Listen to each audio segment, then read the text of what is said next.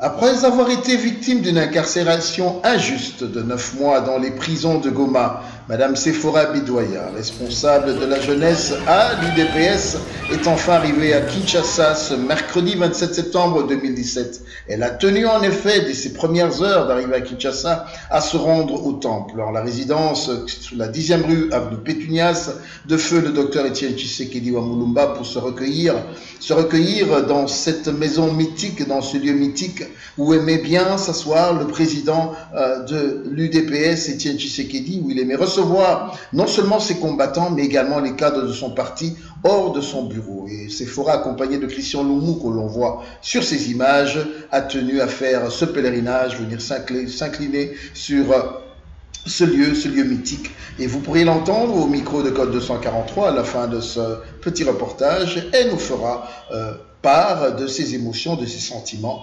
après avoir été injustement incarcérée dans les prisons de Goma.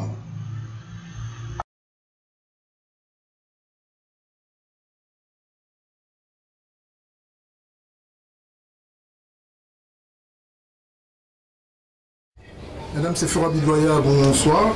Bonsoir, monsieur. Connue comme une grande combattante, vous venez de passer plus de 9 mois dans les geôles des services de M. Kabila. Dites-nous, qu'est-ce que cela a été pour vous comme expérience? Vous voulez le dire en lingala ou en chiluba ou en français, c'est comme vous. Pour moi, c'était une grande expérience.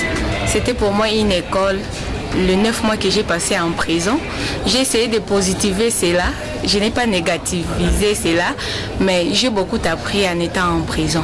En prison, j'ai même travaillé. C'est comment arrêter, on n'a pas voulu que je fasse dehors, je l'ai fait là-dedans. J'ai sensibilisé même les prisonnières qui étaient, parce que j'étais dans la cellule féminine, j'ai sensibilisé les femmes là-dedans. J'ai même fait l'exercice de l'alternance là-dedans, puisque celui qui dirigeait les femmes n'était pas accepté par tout le monde. C'était un grand combat que je fais. Et là, en prison, j'ai sensibilisé les femmes à la prise de conscience, au changement. Ça aussi, j'ai réussi. Les femmes souffrent là-bas en prison à tel point que vous ne pouvez pas comprendre. Il y a des femmes venant de très loin, de l'intérieur, qu'on a amené dans la prison de Munzendi à Goma, qui n'ont pas de visites, qui n'ont pas d'aide, qui ont même perdu leur mari. Leurs maris ne viennent plus, les a abandonnés, les enfants dans la rue. Et j'ai fait l'initiative de les apprendre. J'ai même amené les babouches. J'aimerais que les combattantes et même que les combattants puissent en acheter pour encourager ces femmes. C'est l'initiative, c'est continuel que j'ai fait avec les femmes. Je les ai appris à faire des babouches Masaya. À l'aide de ça, celui qui terminait un paire de babouches, je lui payais des dollars. L'achat, je l'ai fait à 10 $. Et cela les a permis. Une femme était capable de terminer des paires, au moins 2 paires le jour. Cela lui permettait de s'acheter un peu du sel, d'avoir un peu de poisson, d'avoir un peu de la farine. Ça les a vraiment aidés. Les femmes ont été reconnaissantes. J'ai tant de projets que je voudrais qu'ensemble avec les combattants avec qui je vais partager l'expérience ici, que ces projets aillent de l'avant afin d'aider des femmes qui souffrent là-dedans. Ce sont des personnes comme nous. Est-ce que cela voudrait-il dire que vous allez retourner sur Goma?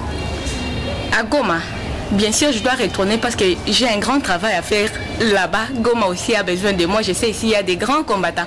Mais Goma a besoin de moi. Vu que là-bas, il n'y a pas tellement trop de femmes. J'ai un grand travail à amener plus de femmes dans les partis afin de mettre Joseph Kabila hors d'état de nuire. Hors d'état de nuire, quel message avez-vous à lancer à ceux qui vont vous suivre, tant de la diaspora que de l'intérieur? Quel est ce message que vous voulez particulièrement donner? Le message, je dirais, que la constance. Dans le combat que nous faisons dans l'UDPS, dans le combat de la démocratie qui est continuel, dont notre président Etienne Tshisekedi a mené pendant longtemps, ça demande une certaine constance. Nous devons être constants et constantes, avoir des femmes constantes afin d'aller de l'avant. Ce n'est pas un travail aisé. On ne récoltera pas les résultats immédiatement. C'est un travail qui demande que nous puissions fournir plus d'efforts et que nous soyons déterminés. En état déterminé, il n'y a que la victoire qui nous attend. Il n'y a que la victoire. Nous voulons vous remercier, madame, pour ce combat.